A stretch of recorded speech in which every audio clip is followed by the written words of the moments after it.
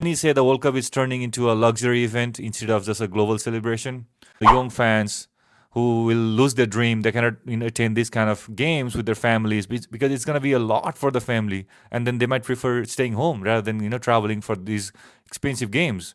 And then kids who dream of seeing their country play in the World Cup, they might not get a chance if prices remain this high. I think this is going to kill long-term passion for the game, especially the young fans. And then the corporate, right, the taking over of stadiums and all those hydration breaks and whatnot, they're gonna run more advertisements for the viewers. That's gonna make the corporates more wealthy, and then the fan base, they cannot have that experience anymore. Someone needs to step up, especially the FIFA president Gianni Infantino. I think he must act on this. Cap tickets prices, protect supporter sections, or put some kind of package.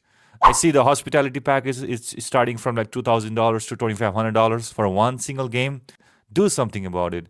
If FIFA continues down this path, I think the World Cup risks losing their heart and soul that made it special.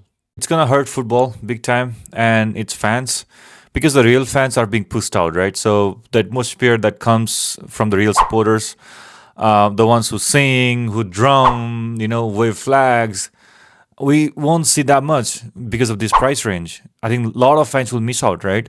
So these extreme prices means like only wealthy tourists, VIPs, or corporate guests can afford these kind of matches, right? Also, stadium might risk being quiet, and emotionless, and then also the national representation, right? So gets weaker. Countries with passionate fans, they're gonna get hurt. Also, the color, culture, chants, and the energy, right? Each of the teams, each of the nations brings into this atmosphere will be missing. It's going to damage the identity of what FIFA World Cup means to the fans.